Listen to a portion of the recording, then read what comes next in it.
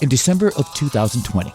Big Heavy World hosted Art Mosh, a 2-day virtual summit of presenters who gathered to help Vermont's creative community survive and recover from the economic impacts of the COVID-19 pandemic, discussing how they've been affected both financially and creatively. They also share their plans for post-COVID life as an inspiration to others. In this third episode of this 6-part series, we hear from Ali and Brian Nagle of the Waking Windows Festival and the Monkey House in Winooski. We at Big Heavy World, as citizens of the United States and the state of Vermont, would like to acknowledge that this meeting is being held on the occupied, unceded, and seized territory of the Abenaki people. And now please welcome Ali and Brian Nagle. Thanks for inviting us today. As Craig said, I'm Ali Nagle, and I'm the manager of the Monkey House and one of the owners of Waking Windows. And my name is Brian Nagle. Glad to be here today. I'm one of the co-founders and organizers of Waking Windows Presents and also Waking Windows Winooski Music Festival. I am the talent buyer at the Monkey House, and I also am a local DJ in town known as Disco Phantom. And I've been part of the Burlington/Winooski music scene for about 13 years now. And so what we're going to be talking about today is the booking process, how to get booked, and all of that goes along with it pre-COVID, during COVID, and hopefully a post-COVID world, which we'll hopefully see soon. The Monkey House, we're going to start by just kind of explaining what the Monkey House is and Waking Windows. The Monkey House is a venue that has been in Winooski for about 14 years, and we host events, live music, and many other types of events for 14 years, from indie rock to metal, alt country, experimental, pretty much any type of event that you can think of, we are happy to try to host and work with folks. And Brian, like he said, does the booking for the Monkey House and Waking Windows. And for those that are not familiar with Waking Windows, we're an independent music collective based in Winooski. We present and promote shows in Vermont. Primarily, we have gone out of state to Portland and I think Montreal in the past, but very minimally. For the past few years, we primarily focused booking the Monkey House and Arts Riot and also the Radio Bean. But in our earlier years, we definitely did more DIY shows at various spaces that maybe wouldn't normally host shows or non-public spaces. Most people know of Waking Windows as a festival that takes place in May in downtown Winooski over 3 days and nights, featuring over 180 bands, comedians, DJs at 15 different venues, including 2 outdoor stages. This past year in 2020, we would have been celebrating our 10th year. We did go virtual, which worked out well, besides the fact that it was the most beautiful spring weekend. So we were able to record it. So I think we did have a good turnout for people watching it if they weren't outside hanging out. The festival has grown to be one of the largest showcase of live music in the state. We draw over 5,000 people throughout the weekend. We focus a lot on local music, but sort of the bread and butter of it are the national and international acts that we bring in. We didn't feel like we had a festival similar to the music taste that we were as a group. There's 3 other owners that were really focused on the music that we enjoyed. So we brought in the bands that we wanted to see play, and then it kind of grew from there. And a lot of what Waking Windows has been chalked up to be as a discovery festival. Where you might buy a ticket to the festival not knowing any of the bands on the lineup, and you leave having multiple favorite new bands that you want to listen to and buy merch. And that really has the bulk to do with the booking because it is super curated. And Brian is going to kind of take over and talk about the booking part of first Waking Windows and then the Monkey and kind of how they connect. Yep. So with booking Waking Windows is a little bit different than booking the Monkey House. And kind of the way we go about it is just kind of in general, we all get together and just kind of go off our own tastes, whether we're going over our, different playlists we have, or different notes that we made throughout the year of kind of who we want to see at the festival, and just kind of make a huge list of kind of our dream lineup and that kind of stuff, and kind of move from there. And then we look at all sorts of out of those bands, meet as the group and kind of go from there. And then we kind of look at bands, look at their Pollstar numbers, which is a website that shows bookers how many tickets bands have sold in certain markets, just to kind of gauge, even if they're our favorite band, the festival still has to, is a business and still has to do well. So we want to know who folks are into, how they've done in the past, and then kind of from there, once we have a list, kind of reach out to agents and bands and kind of see if they're available, and what they're quoting, so how much the bands are going to cost. And then we also look at their social media accounts and Spotify, and just see like how many folks are listening to them, if folks are aware, even though it is a music discovery festival, we still want folks to be familiar with some of the bands. So when we announce the poster, they'll be excited and be looking forward to see some of their bands they do like, and then obviously hopefully discover bands that they don't know about. And then also, because we have so many venues, as we're booking the bands, we want to have in mind is where are they going to play, where do they make sense in the lineup, whether it's a daytime, evening, or night set, and just kind of piece it together, and kind of maybe one venue it's already kind of booked and we already have that type of music, or fits that sort of vibe or energy, and then we'll kind of move on from there, and then see kind of what bands are already on tour, and just start having conversations with agents and bands, seeing what makes sense, what doesn't make sense.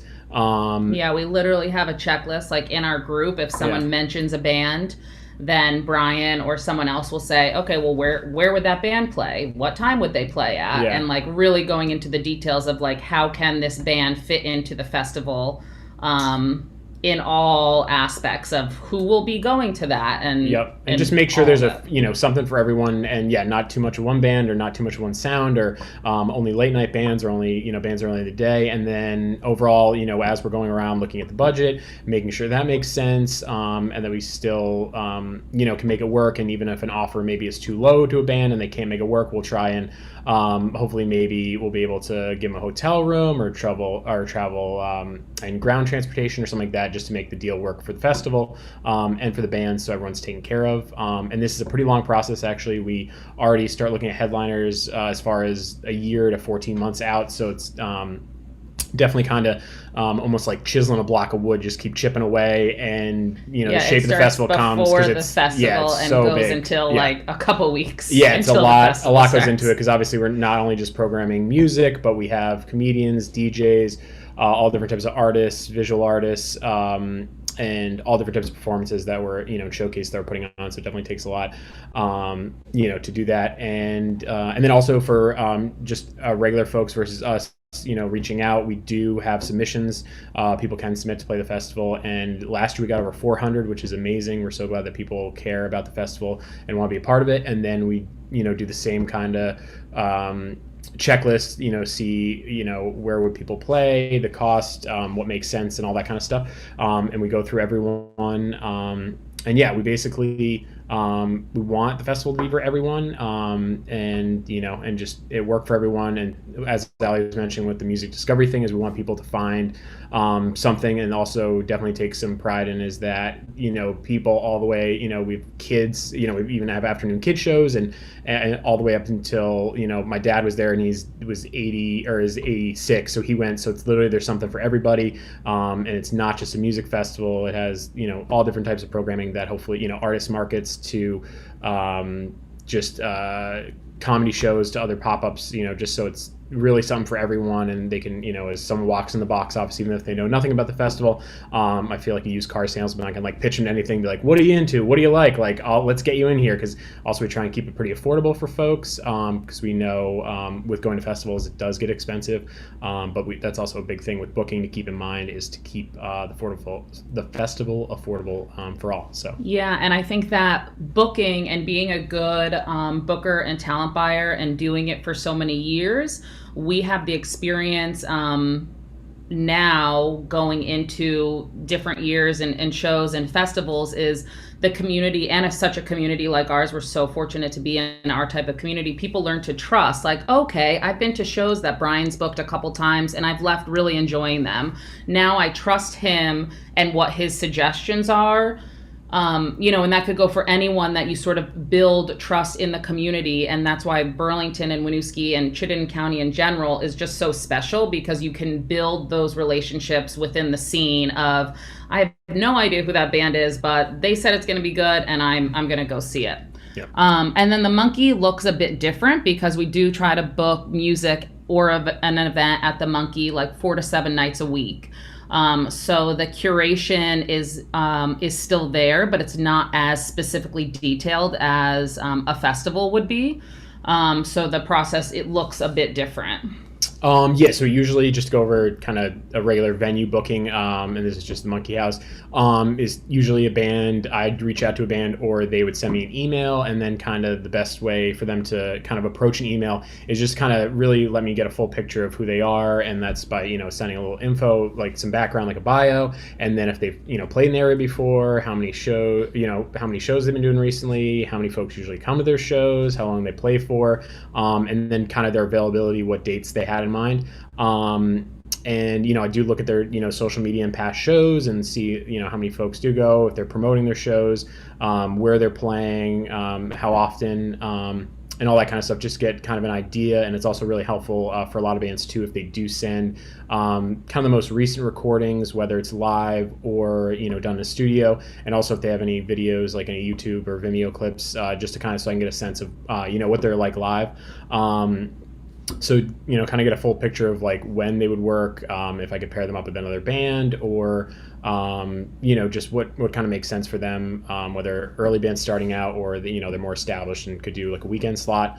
And then also really helps too after the initial email is just, if bands or acts are kind of, being responsive. So if I do have dates that are available, they get back sooner than later. And also just being nice and courteous in emails definitely goes a long way too. So even if I couldn't make a date work, if I remember I'm like, oh, they're really easy to work with and it was, a good experience, then I'll be quicker to follow up with those folks just because I know it'll be good. And usually booking about a month to 2 to 3 months out. So it takes a process to, book the show and then be able to promote it and advance it and make sure it's successful. So if you are reaching out as a band or an entertainer or performer, definitely reach out far in advance, just so you don't get disappointed with your timeline versus the venue's timeline. And usually when I do a show, it's usually about like 3 band bill, opener, direct support, and headliner, and then kind of go from there. And some bands come with full bills, and they're like, oh, this is the night we envisioned, and other folks maybe they're touring a regional or national band and just need a date, and then I'll package some local bands that I think will fit and get some folks out and make it a good show for everyone, so the locals will be excited. And then also even what happens sometimes too is when that band goes to the city where one of the bands is they played on the bill, they could reach out and see if they could set them up with a promoter or a show. So yeah, it helps out both ways. So when locals support touring bands, and then when those locals, if they do get on the road, can link up with the bands that they help support. So yep. And then working together as a talent buyer and a venue manager, we would meet weekly to discuss, okay, what bands did well, what bands didn't do well, what bands were amazing that we need to promote more to get more people there because no one came to the show, or what band unfortunately didn't bring anybody out and their style or type of music maybe turned other customers away. It's really tricky to book a bar and a music venue because even though the Monkey House is a music venue, primarily most of the time we're a bar. We really only have that music or event for maybe 2 to 3 hours a night, but we're open 10 hours a day. So we're known as a music venue, but we definitely are primarily a bar. So there's like a tricky balance of getting people to come to the shows, staying at the shows, and then sort of moving from there. And also if the bands are, we ask the staff every night if they liked the band on a personal level. Were they courteous to staff? Were they flexible? Did they work well with everybody? Those are huge things going into a small venue because we've had many bands that were very rude and we will never book again nor want to support when they come around, and the community is small. So if you're not working well with people, it does get around pretty quickly in the community. But again, all these things were pre-COVID, which is very different. Even just booking 3 months in advance that is not really a thing right now. So I mean, now we're going to kind of talk about booking, what kind of happened when COVID started, and then what we hope for the future is sort of our next path or conversation. Yeah, so I remember exactly when like COVID hit, because I was actually at the Monkey House doing one of my vinyl DJ nights, and I remember I went up to the bar to grab a drink, and I saw on TV, I couldn't believe it, it was NBA basketball game playing, and all of a sudden it got announced the NBA was suspending all the games, and I just couldn't, I was hearing about it, but I just couldn't believe it was that big. But obviously it makes sense because 20, 30, 40,000 people being inside, right next to each other, so it made sense. And then also right around that time, South by Southwest got canceled, and that was a huge thing too, because it was kind of maybe a week or so before people were like, oh, I don't know if it's going to happen, and then by that time it was either canceled or about to be canceled. And that also kind of made sense to me, just because it was, it's international festival, people from all over the world traveling and all that kind of stuff. So they kind of wanted, put a hold on that to see kind of what was going to happen. So I knew it was kind of serious, but I didn't know how serious, because, I figured maybe at first we'd be closed for, maybe a month or two. And so kind of the booking standpoint from that angle was, just pushing off shows and delaying stuff. So, rescheduling shows at first for maybe like 2 months or 3 months later, and just kind of pushing stuff into later in summer and fall, and then focus maybe just having, if we could reopen, just kind of have locals play. But then kind of once that wasn't really happening, it was just it was kind of stressful, because it was changing on like day by day and week by week, and especially with the whole music community and everything being shut down, and everyone, it's not like we've done this before, so no one really had a plan of what they could do. So yeah, I was just kind of taking it day by day, figuring out what to do, and then during that period I was actually laid off from the Monkey, just because there was no shows or anything to do. But because Ali, my wife, is the manager, and I love the Monkey House, and obviously Winooski resident, I was always down there trying to help out with help them pivot and reopen. And then we started when it was they were allowed to reopen, we started just to have some DJs. Craig played, and some other folks, and we had we wanted to bring some music when there could be people out to the bar. So then we pivoted to just doing DJs in the garage door windows with speakers going outside. So just to kind of have a little bit of normalcy and make it a little special. So when folks were going out, they even though the Monkey is a bar, they would have a little bit of the music component too, so it would feel keep the fun vibe. Okay. Yep. And we didn't really want to dive into so much live music, because as we all know now, the air and vocals are what spreads COVID. So having people in a small space for a live band wasn't really something that we could approach just then. Yeah, and folks just cheering and singing along, and it was there's a lot of elements, obviously, that gathering and pretty much everything with live music and being in a venue is it was not possible. Yeah. Or it was possible, but not maybe in the best way that you wanted to see music to really make it feel great. And feel responsible and be good community members that were not part of the problem. And we also want to keep people safe and our community safe, and the staff and bands. And, there's so many elements and parts and pieces that go into it that we want to, look back and also, be like we did the right thing, and also that we feel confident about what we're doing, and not just kind of putting things into action and then kind of being like, oh, I don't know if we should have done that. So really having to think things through, and then making sure everyone's comfort level, whether it's the bands and the venue staff and the sound engineer, and there's a lot of conversations and things that people feel comfortable at different levels. So there's a lot that goes into all this. And so we did do a Halloween show where it was just instrumental only. And it ended up being really fun, and everyone was so respectful. But it definitely was tough to send out those emails to all the people that purchased tickets and say, we're excited to have fun, but you can't dance and you can't be standing, and you have to stay at your table, it ended up being so much fun. And it was just an instrumental band.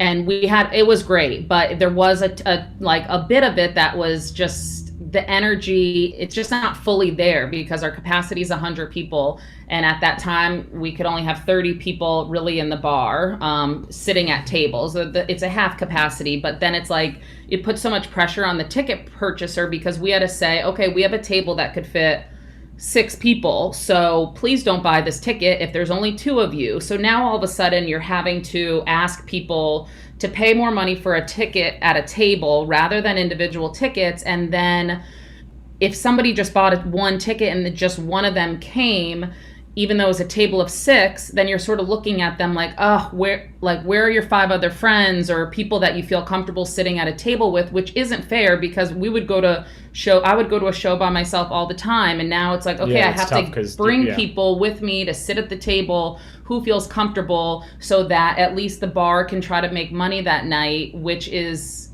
not fun to have to think, okay, is this show going to be a slam dunk every time because the bar is at a point where they need it to be a slam dunk, is sort of, it's a little frustrating for everybody involved. It's a little sad. Like, we wanted to do the music knowing we could only fit 30 people to sit down, and guess what? It might be 20 because maybe someone got exposed or were sick or everything changed. Didn't feel comfortable coming anymore. So there's a lot with that, but we also had such a nice mild winter or fall that we were able to keep windows open in the ventilations. And then the governor did shut down a couple weeks after Halloween, that bars couldn't be open anymore. So we never really got to experience if people were going to feel comfortable coming inside with no doors open and windows open for ventilation, because it really does make it that much colder. And I know people are thriving for that community feel, but would they come out? Would they feel comfortable? I'm not sure. So now it kind of brings us to the current time of what is going to happen for booking shows. And I mean, we're already seeing it a bit with Waking Windows is coming up in May. And we're starting to talk to people and bands and agents, and we're sort of in a standstill, I think, until maybe mid-February to really see. In the next, like mid-January to mid-February is to kind say, of sad. This is really sad, but like, what venues and restaurants are still going to be open come May? We might not be able to be at capacity again, so financially, it might not work for our sponsors, for us. There's a lot of risk going into, like, May still feels very unknown. Yeah, and as things are changing, especially right now, and obviously they change day by day and week by week.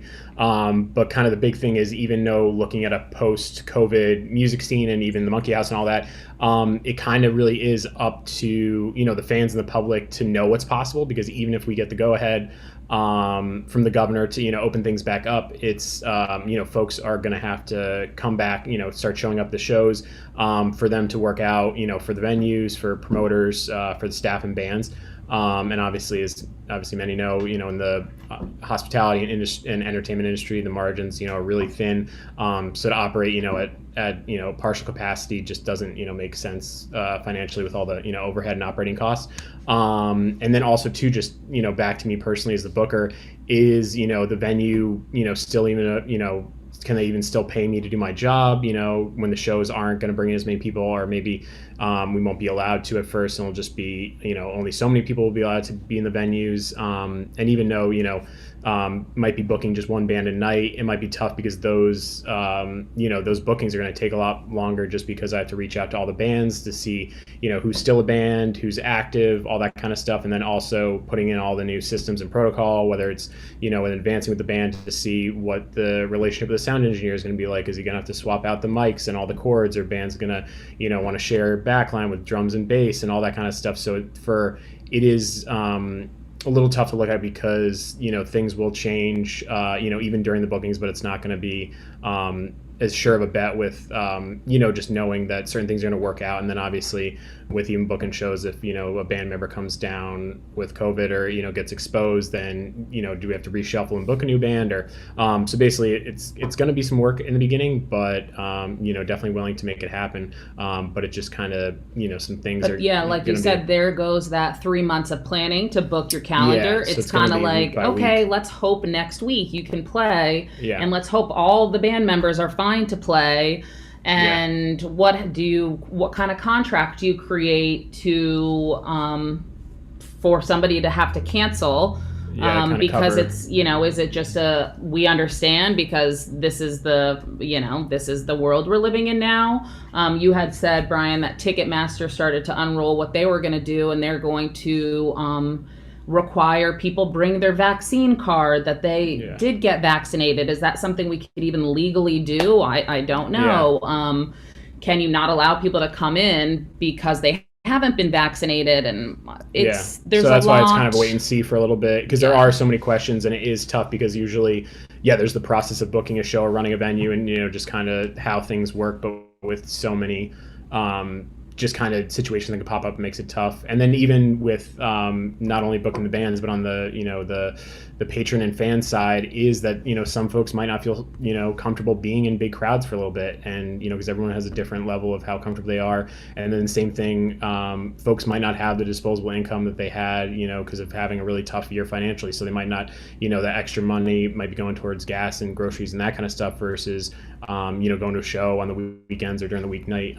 But then on the positive is maybe some folks, by not going out a lot, maybe did save up some money and will be more willing to come to the venues and pay the covers and support bands.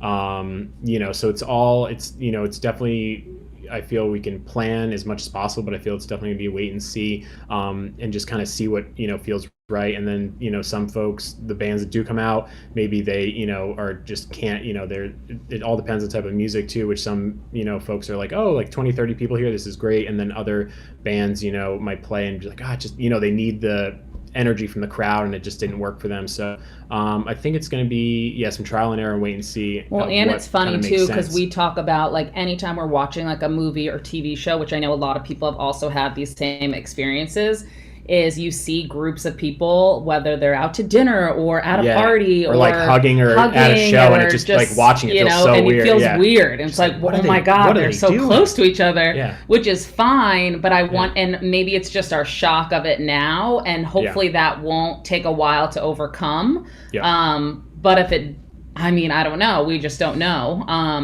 But there's a lot to look forward to, at least. We'll start sort of wrapping up, but there's a lot to look forward to, because I think always people will want to gather with friends. People are always going to want to play music, see music, dance, hang out, socialize. So the future is there.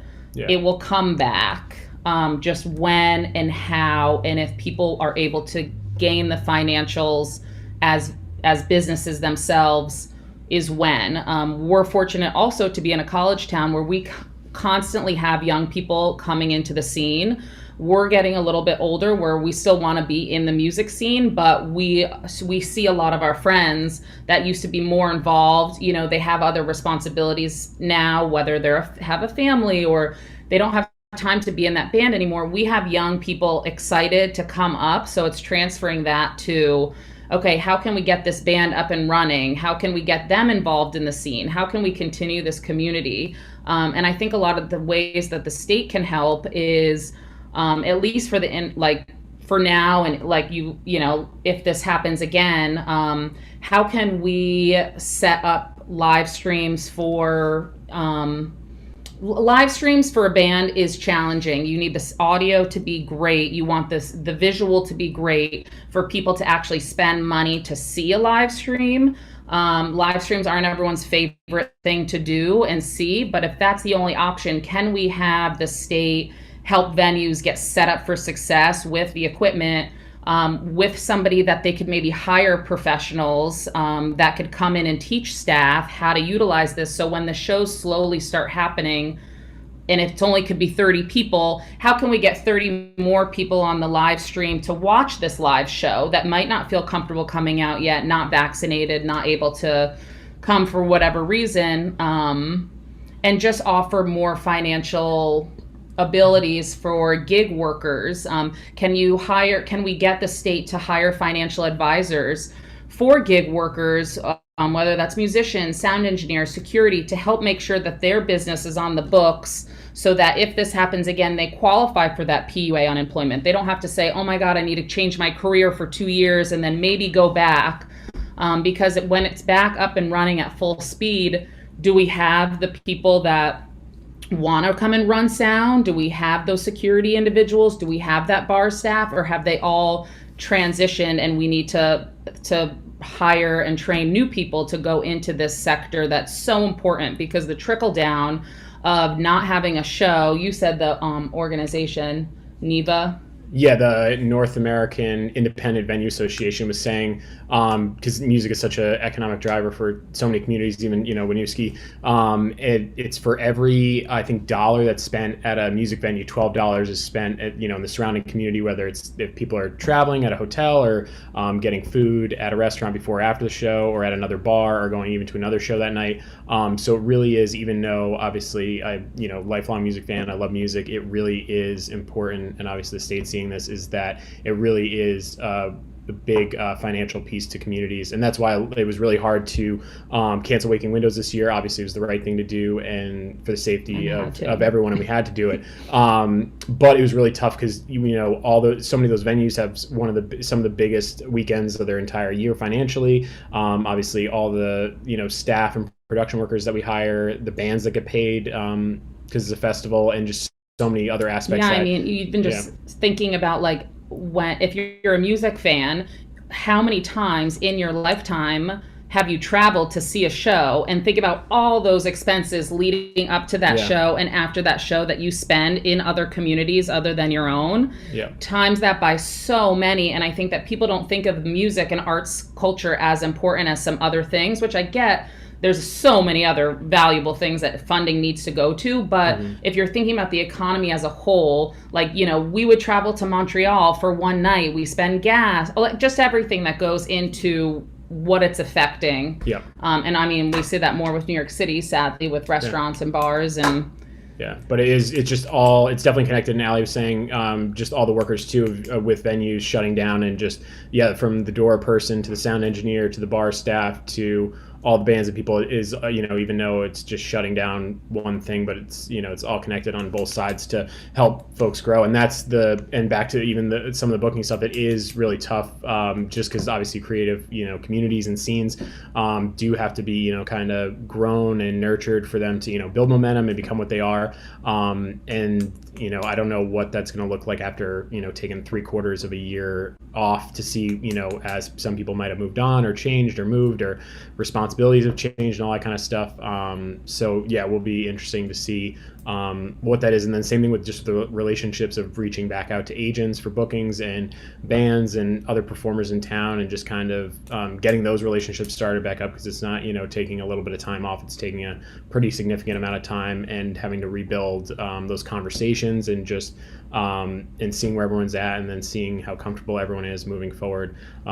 So we'll be tough, but then also some folks during this time, some bands and performers have found new ways to connect with fans, whether it's virtually through streams or exclusive content if they have like a Patreon page, or just all sorts of creative ways that folks maybe have been able to connect with their fans like they never before. So maybe that will translate over to the live space, but it's too early to kind of see what that will look like. But that is the cool thing about a lot of the positives that came from the pandemic, is what we try to focus on, is how people have gotten more into their online platform, where maybe they had to get merch, maybe they had to figure out how to sell their music online and ship their music and get it to people.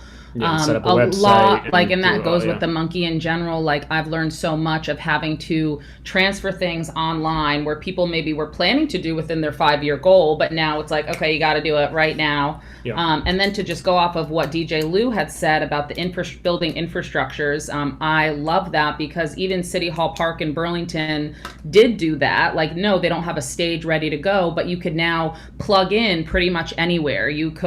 There's speakers all over the place. It would be really awesome to utilize those spaces, because I don't think a lot of people realize what goes into a show not in a venue, and the amount of production equipment and the cost. So if some of that stuff was already there, that is just, with Waking Windows, at least 3 times throughout the whole weekend, and it's gotten to be 3. It used to be more. The power goes out for all the outside food vendors, and because the infrastructure is not there to have that much power just power in general.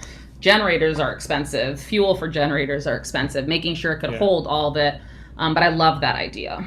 But yeah, because it is really tough, and that is a big thing, especially because when we were, the Monkey was shutting down and we couldn't do Waking Windows as a festival, we were trying to pivot to see what would work, and we were going to start doing shows in the Rotary in Winooski, because that's one of the venues that we do for Waking Windows, so we were kind of familiar with it, and it's outside, there's multiple entrances, we could, make sure all COVID restrictions were handled, but then it was just really tough to make it worth financially because the capacity was down. There was a lot more on the back end cost, to bring in a stage and lights and sound, and it's stuff that's not in a typical normal venue setting, but that was kind of the only way to make shows happen. And obviously we've seen other venues in town, whether it was Higher Ground with the drive-in or Nectar's doing stuff out back in the alley, and everyone's great jobs and feel safe, and it is, but it's just not similar. And as Ali was saying before, like the ticket price obviously goes up and it costs more, but then you're not going out as much, but then you have to have a certain number of people to make it work. So most of the businesses, and especially venues, are financially successful by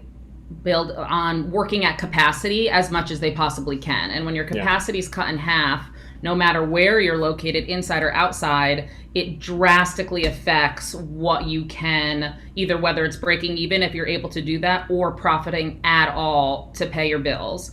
And it's, working at the capacity is what, even when we have big touring bands at the Monkey, a lot of time 100-person capacity is too small to make it work. Yeah, and that usually, and a lot of times that money, almost like 80 to 90% is just all the ticket sales are going to the band, but then the venue survives because they're getting all the bar sales. So it's not even when people think that, it's no fault of their own because they're not familiar with, how offers and deals work, but a lot of that money, is just going to the band, and then the other half is going to pay, from the bars to pay staff and to make make the venue actually make a little bit of money and be able to pay their bills. So so it is tough. So that was another thing that I was thinking about, is just what the offers and deals and on the booking end is going to look like, if people are really going to have guarantees as much as percentages, where they'll just kind of the first couple tours kind of see what works and makes sense just to get back out there. Because a lot of it has been business as usual for a very long time. So a lot of folks, especially it's gonna be just really tough, because obviously people can't make a living off like streams off Spotify or other stuff like that. So and touring right now is the good and bad, but it is tough because a lot of bands, that's how they do make their money, is by touring and selling merch. So maybe some of these bigger businesses like Spotify will hopefully this will give positive change to bigger businesses like that, to maybe give more money to the musicians. But anyway, we are way past our time, so we could talk about this for a really long time. No, you're totally fine. I'm enjoying everything you're saying, and to the point where I have note after note after note, and I want to make sure I save space for other folks if they do have questions. Yes, that's why let's stop us. No, you're fine. But the one thing I was going to ask, what if the state invested in something like VCAM, but for musicians and shows? So there's a go-to spot where I'm not renting it, I'm borrowing speakers, I'm borrowing lights, I'm borrowing a mixing board, all that stuff. I mean, that's another thing that could possibly help us. And maybe instead of the next time this all goes down, the stimulus doesn't necessarily need to go to the business. It goes to the sound guys and the people that are running the shows. So they don't necessarily come out of the pocket of the person who's putting on the show. Oh, no, for sure. It'd be super helpful, because even with us with Waking Windows, we started a lot of DIY spaces. So we did, and it was just as lucky because a couple of people in the group are musicians. Then me being a DJ, it's like, I did have some speakers, and then another person had some microphones and other stuff. So it would definitely help folks, whether venues close down so they could do outdoor shows, but also just help the community at large, because there is obviously cost with shows that if some folks want to get together and put on a show, it would make it a lot more financially accessible to them to be able to start putting on shows and create different just events and community happenings, which is always great. Whether it's just having doing a comedy show, or just singer-songwriter, or full-on band, or but no, any of that stuff would really help folks being able to, and plus too, not even the band side, but folks could learn how to do sound, how to do lights, all that kind of stuff, which would be super helpful. So maybe it's some type of internship program where you have VCamp and you have the internship program where people are learning how to do this stuff, and so it takes the onus off of the person putting on the show but you get to also do your show, and you got folks who are learning about Yeah, and you're bringing more folks in the community, and yeah, not just being on, because with being putting on the shows is that love putting it on, but yeah, some people want to be on stage, some people don't want to be on stage and want to help the production side, and there's so many aspects to putting on a show that yeah, it'd be great to obviously learn how to use the gear, and then for folks that want to rent the gear and all that kind of stuff, so it'd be great. Great question from Bob. How do you think combined in-person plus live streamed events will work? I think they would only work because we don't have the capabilities financially to set up a live stream inside the Monkey. If we were able to have help from somebody, or if somebody was willing to do that, I think it would be really awesome if we could capitalize on the live stream as well as the in-person, and it was combined. I think that's a great idea. But I think it really depends on the band, sadly. Does the band have friends and fans that want to tune into the live stream? And if they are tuning in, do they want to pay for a ticket? Do they not want to pay for a ticket? I would love to be able to do both, which would be great. Yeah, because it would really help just how comfortable certain folks are. Because even the Double E in Essex was doing this. So they were doing inside shows, and then they were also doing it. They had an outdoor blow up movie screen. So then if you wanted to still get out of your house and go, you could have the option of watching it on drive-in screen. And then for the folks who didn't want to, aren't comfortable leaving their house for whatever reason, then they could actually live stream it. So you kind of meet everyone where their comfort level is, and also financially too, because obviously they're all different ticket price levels for each of those experiences. So it is nice, and I do hope that some of the streaming and virtual stuff does stick around to have certain folks be able to access music kind of the way they want to, and also for bands and performers to be able to reach more people. Because definitely, especially in the DJ world, so many of them are saying that they're gonna keep this as part of their thing, or maybe if they are at a club playing, they're gonna have a camera and the video and audio go out. So say someone's performing in Europe or somewhere around the world, is that they can still connect to their fans that they were connecting to, maybe in the States. So it's you can actually bring more folks in, but then also they can have experiences. Because even with me DJing, doing some live streams, it was amazing to have certain friends that I haven't seen since I started DJing in college, that I haven't seen 10 plus years, and all of a sudden they get to see me play or have tuned into other streams, or so it's really nice to build, if you can't build community in real life, building community online, and then people adding that to their kind of toolkit, so people reach. I love that. I mean, we talked a little bit about this with Lou before. If the venues had the financial wherewithal, or they were able to have the best cameras and the best live stream setup, it only behooves them to have that, and for the state to have it, and that because that venue looks the best. For sure. There's good cameras, there's good lights, there's good sound, better than say you and I setting up our iPhones on the side going, hey, I'm playing live with the Monkey. It's gonna look like crap. Which is fun to start, but it's not sustainable. To keep folks, and then also too, you're just exporting a Vermont product of showing, just for tourism and just the state to, show, the arts community, whatever you're live streaming for any of these venues is just, it really does show Vermont in a great light, so people are curious about the music scene or the art scene. When they come visit, they'll go to those places. Because they're they look awesome. Yeah, they're like, I was a fan of this band or a fan of this venue, and helps both the venue and the bands and folks that are coming through. So I agree, and I don't think it takes away necessarily from the live experience by having it at home. Because what about people from other states, or people who are disabled, people who have fear of being out, people who are claustrophobic, people who don't drink, who want to be home and outside of that venue. But there's other sides of folks who are drinkers like myself, who, I can drink at home for a lot cheaper than I can at a bar. But even though I like to be by myself when I'm at a bar, there's still a social aspect of sitting in the corner and being a wallflower. So I'm willing to pay that extra couple bucks a beer and that extra couple bucks a shot to sit and watch the world go by, so to speak.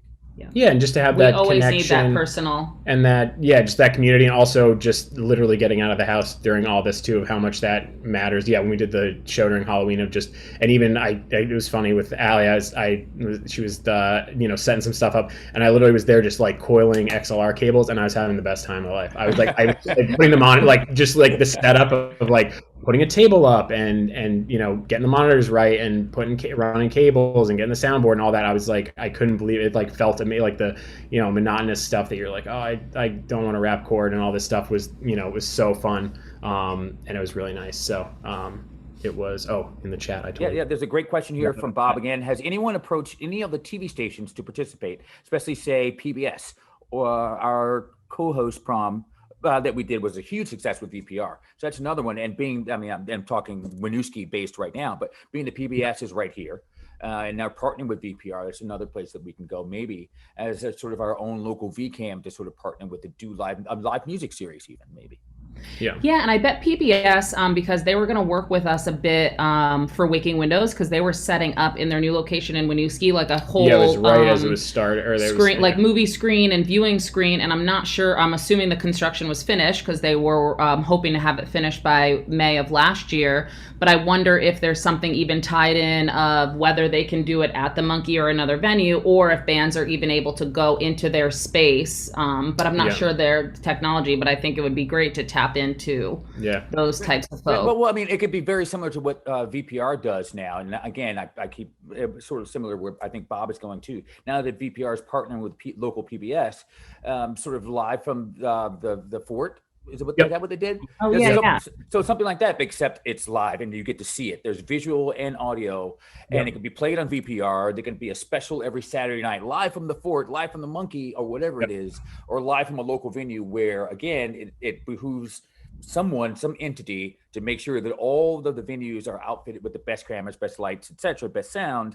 Mm-hmm. But then it gets played on our local PBS, and eventually maybe it could get played nationally. Who knows? Yeah, and you get captured either live stream then, or there's a way to capture it and restream it or rebroadcast it. And it does help the bands, like local bands that then you mentioned it I think briefly, Bri, like the local bands that then want to tour. Now they may have fans out of state because of the live stream, where they're like, oh cool, like now I could connect with this person in whatever state, and they could help me set up a show at their local venue. Yeah, and even with capturing the audio and the video is for Playback Later is even if someone sends me a video as a booker and they have pro sound and lighting and video, it goes a long way too, because then I'll get an actual. And that's what Robot Dog Studio did with Higher Ground when they were doing their live streams, which was pretty awesome of them. Shout out Robot Dog. Yeah, they're actually doing a great thing right now. Robot Dog Ryan posted the other day on Facebook. He has like a little portable live streaming kits that he's kind of sending with an iPhone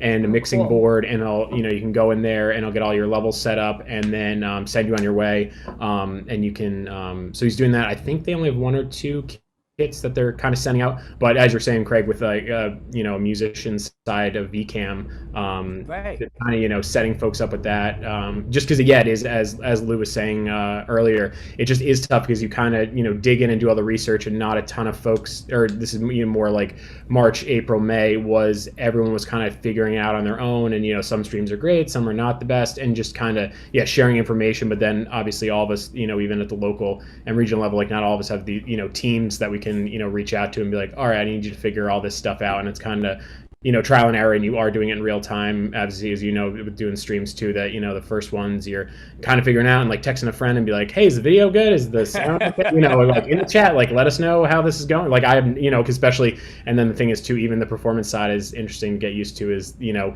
energy, obviously as a DJ, like feeding off the crowd, or as a band, and there's nothing, and it's just very strange to do that. So there's definitely a little bit, not only figuring out the technology, but also just how you feel performing, and just kind of energy that you're giving as a performer, and figuring that stuff out too. So there's so many elements and components. So at least if it was in a venue with somewhat of a crowd, it'd be give them a little more of a real experience. So I agree 100%. I know we're running out of time, but I'm going to push this a little bit longer. I have a few more questions for you before we get Sean on to close us out today.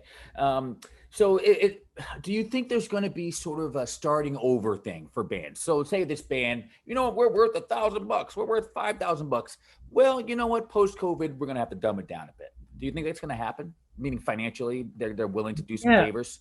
I think so, just to get back out there and also just be able to do shows, because that before, I was going to say earlier, it was kind of tough because we are competing with bands that, are usually going from Boston, New York, or Montreal, in that kind of triangle of just seeing. So we usually, are competing, with primary markets, and, we're like a secondary or even tertiary market. So it is tough sometimes because we do have to send out bigger offers to get certain bands, that we want to come through. And, we're usually, sometimes it's almost, the guarantee plus some is going to the band. So, if it doesn't work out and people don't come out of the show, then we're obviously a promoter, the venue's at a loss. So it is really tough. But yeah, it'll be interesting to see, because even I saw, earlier on with like Live Nation, a couple others, they were, redoing the contracts for a lot of folks, and they were, the guarantees weren't really going to be there.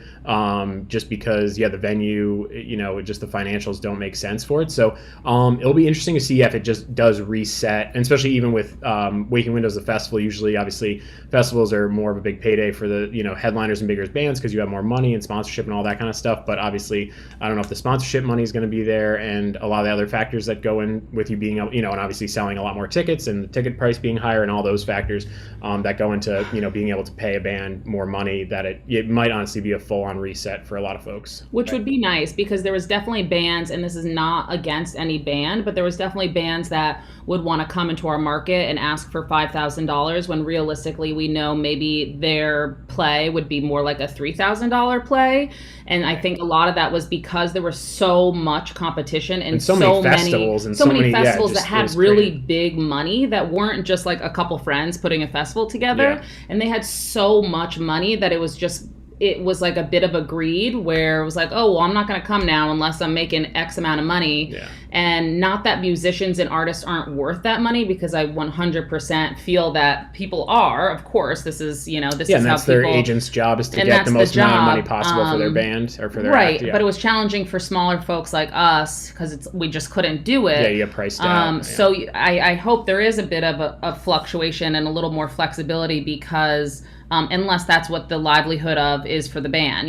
If they can't play under a certain amount, I understand. But now if there is more flexibility, then hopefully it does kind of start from scratch and you build that again. And if they don't need, if they're able to just do it at a lower price, that'd be amazing, just to get it going again. Yep. Right. Oh, we got another question in the chat.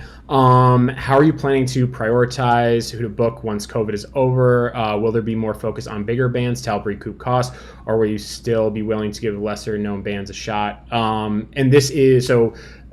With some of the bigger bands, it might be exciting for them, because with, some of the bigger tours, it takes like 3-4 months to book that. And then obviously people want to make sure that all the states are open so people can, make sure the routings make sense. But for a while, some of the bigger bands, they might honestly have to start playing some of the smaller venues and kind of get, back into the local music scene. And even in the DJ scene, a lot of people were saying that, like, all the people who tour constantly, that they would, have to play like their local club for like 100, 200 people, because that's where, where it's going to be happening for them, because they can't hop on a plane and go across the world, or bands that maybe do well in Europe or other markets, they have to kind of start over again. But no, so that's for the bigger bands. But for smaller, lesser known bands, especially the Monkey House and Waking Windows, always give folks a shot, because honestly, we want to, the music scene to continue to grow, and also folks to have opportunities. So definitely still be booking, locals, regional, and like national. And I think COVID bands. gives a little bit of a positive to the smaller crowds, since now they need to be smaller. It's like, oh, if you can get 10 of your friends to come out, great, because we could only fit 20 people right now. So like, that's kind of amazing. So I think that also helps. And then especially with local folks too, it is nice, because we don't, it's not all of a sudden you're, selling tickets for a show and then have to kind of keep disappointing people where, whether the band couldn't make it across, like the state closed down, or maybe, a band member got COVID or came in contact with someone. So it's at least the local folks, which obviously are, the heart and soul of the music community, or any music community. Those folks are going to be, especially in Vermont, doing pretty well, but are going to be the ones that we're going to be looking to fill bills and do shows, just because those are the folks we have relationships to, that we want to see do well and want to put on our stages. So well, and I personally, and those questions came from Sarah King. Sarah, I can't wait to see you live again in person. That's gonna be amazing. And I think that's also going to be the case with a lot of folks who are looking to go out and see live music, hear live music, and say, oh, yes, finally. So it doesn't need to necessarily be the biggest band in the world. You don't need, Kid Cudi coming. You can have a nice local act to come to your venue, and people are going to support it, I think, after this, because people are hungry. Yeah, I agree. Definitely. And it's all those memes that are going around that like, oh, I'm never going to say yes to an invite and then not show up. So like I will show up to like every single. Right. So I have a couple more things that, and I'll end with the last couple things. So I think hopefully with some of those bigger bands that have supported you or you've supported over the years, they'll do some favors and come for a cheaper price, like a Future Islands, etc. Because it's like, you know what, I'm trying to help bring these venues back. And so fingers crossed there. I remember back in the day, Everclear used to play at Toast. I think it was Everclear. I'm like 99% sure. And someone can correct me on this, but they got their first breaks at places like Toast. And after their first 3 or 4 times playing there, all of a sudden they're playing stadiums, but they always made sure that they close out their show, their tour playing at Toast, because Toast took care of them and they're taking care of Toast. And I'm hoping that happens. For sure. Yeah. Some of those that like really, because it's been great with seeing like the Save Our Stages campaign and some of these other ones where folks were all, like the Foo Fighters and huge bands like that are, coming out and be like, we wouldn't be the band we are today without these certain clubs or, playing the 50, 100, 200 cap rooms. And it's like, that's true. You don't just start. Well, obviously it's a little different sometimes with if you're, have like a viral TikTok song or something like that, you're all of a sudden playing, a huge place. But the majority of bands, you are starting and doing, the circuits and, building momentum and doing it that way versus jumping right to a huge stage. I mean, and we do like to take credit for Future Islands as well as being big in the scene, because when they played back in the day at the Monkey to like 10 people and then they played the next time, it was sold out, and all of the staff that has kind of gone through the Monkey, at least while I've been managing, have all become fans and then play their music everywhere. So I mean, it really does happen. Like bigger bands will the local scene is what they owe that connection to.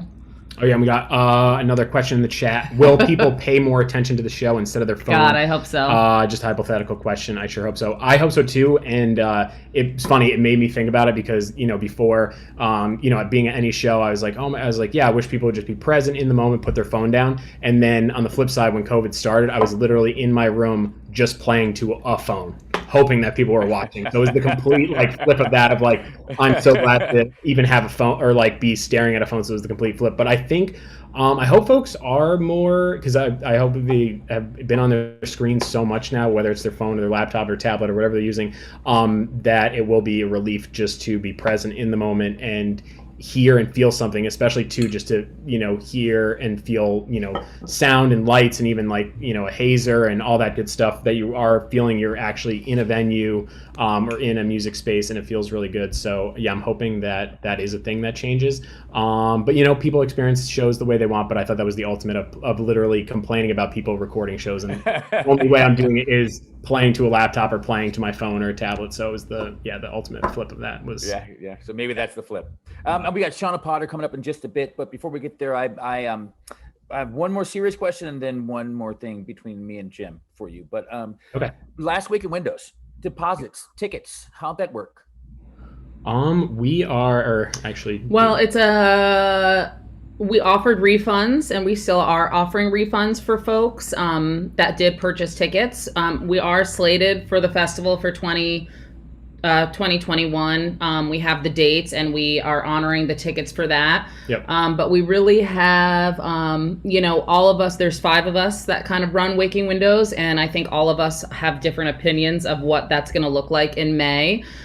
So we're sort of talking about it now, but also saving a deeper conversation for mid to late January to really decide, are we going to change the structure of the festival? Are we going to do a virtual festival this year? Can we do the regular festival this year? Or should we just push to 2022 and then kind of decide to maybe refund all the tickets? But we also have money in the bank right now from sponsors as well. So we really have to be careful on, okay, if we do a virtual fest, we didn't promise them a virtual fest. Does the sponsorship still go? Because of what we sold them on was, a 3-day outdoor 17 venue 2 outdoor stages, exactly what the festival's been for, the past 9 years. So it's also conversations with the sponsors to, see, we presented to them like what the vision is and what we actually, can deliver on. And then also some of those sponsors, we need to check in with them because maybe their businesses has changed and they can't, sponsor as much as they wanted to or be as involved as they wanted to. So it really, I'd say from mid-January to mid-February, a lot of stuff is going to happen because even talking with other agents is kind of seeing what festivals are moving forward. Like the only big one that I've seen was Osheaga, and that's in Montreal, and that's the end of July and August, and they're going full on, and I think that's at least like 80,000 people. But obviously they are, going to keep everyone up to date. But I haven't seen a ton of stuff. And the other kind of problem with if we do want to push, almost every festival I now feel is kind of aiming for fall 2021, and then I just feel that the market's going to be so saturated with, it's like we don't want to. So we have to kind of figure out what we're going to do, but we also don't want to push and then put a festival up like ours where it normally happens in the spring, and all of a sudden we're joining the crowded fall. So we'd rather leave the fall to the folks that normally it's their festival. And we're still a bit of an underdog in the scene. Yeah. So we can't really compete with those bigger festivals. Which is just massive. Even like a Coachella, I think that's now going to be in the fall. And like all those, so it's the huge, and that obviously will affect routing for all the festivals and all that, but it'll just be such a crowded field if like every festival that happens during the entire calendar year all of a sudden is now happening for September, October is just it's not going to work for anybody, the bands or the promoters or anything like that. So so it's kind of wait and see. We don't know yet. But we are, if folks do want refunds, we did give refunds and all that stuff because we know just regular folks come to the festival, and if they need their money back, that's totally fine. And obviously appreciate folks that did leave it, that will support us and allow us to hopefully make the festival happen this year. But it changes every week. We still have conversations going on with folks, whether it's agents or bands or, within the group. But it's kind of wait and see right now and hope for the best. Well, thank you so much. As Jim posted earlier, Jim, who is the guru of Big Heavy World and the Radiator, and he's the commander-in-chief. Thank you so much for all that you do for our music community, for your love and care, and for sharing with us today. And hopefully it's, giving some people some ideas, some inspiration, and hopefully it will make a difference. And I believe that it will. Yes, thanks for having us, and for so equally both what you and Jim do for the community, and really continue doing this. This is huge. This is amazing because a lot of it, it's a lot of work and it's a lot of commitment, and it is, people are starting to get tired and burned out. So this is exactly when we need this type of excitement and rejuvenation to be like, let's keep it going. To think about what's possible and connect with folks and just kind of share ideas and all that good stuff. Because it is to, whether it's coming together virtually or in real life, it is really necessary to share these ideas and get these conversations, keep these conversations going. Oh, yeah.